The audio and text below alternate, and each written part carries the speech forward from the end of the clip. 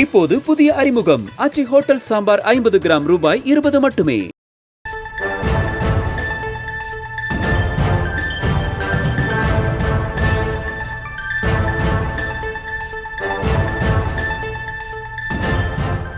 பிரசாந்த் கிஷோர் மற்றும் தவிக நிர்வாகிகள் நடத்திய ஆலோசனையானது நிறைவு பெற்றுள்ளது. இது தொடர்பான கூடுதல் விவரங்களோடு இணைகிறார் நமது செய்தியாளர் ஜெர்ரி. வணக்கம் ஜெர்ரி. தற்போது தவிக நிர்வாகிகளுடன் 3 மணி நேரம் நடைபெற்ற ஆலோசனையானது நிறைவு பெற்றுள்ளது. இது தொடர்பான கூடுதல் விவரம். வணக்கம்.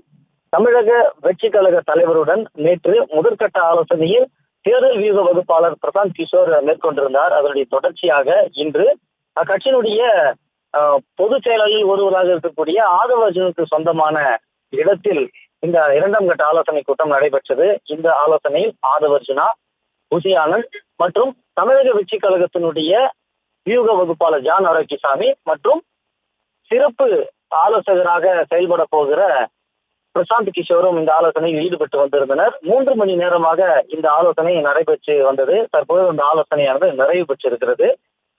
இந்த ஆலோசனை கூட்டத்துல ஐபேக் நிறுவனத்தில் இதுக்கு முன்னதாக, அதாவது பிரசாந்த் கிஷோரனுடைய நிறுவனத்தில் பணிபுரிந்தவர்களை தமிழக வெற்றி கழகத்திற்கு பணிபுரிய அழைப்பு விடுக்க இருப்பதாகவும் அந்த ஆலோசனை கூட்டத்தில் பேசியதாக தெரிய வருகிறது.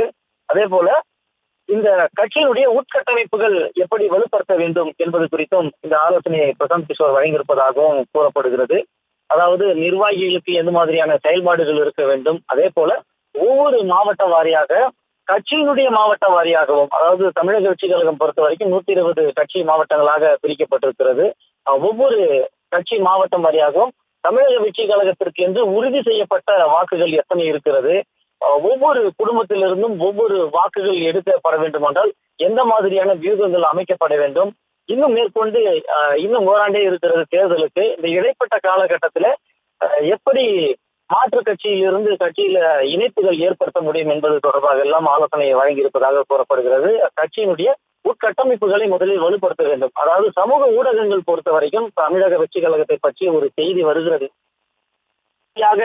ஒரு குறைந்த காலகட்டத்திலேயே பரவலாக அந்த செய்தியானது பரவுகிறது.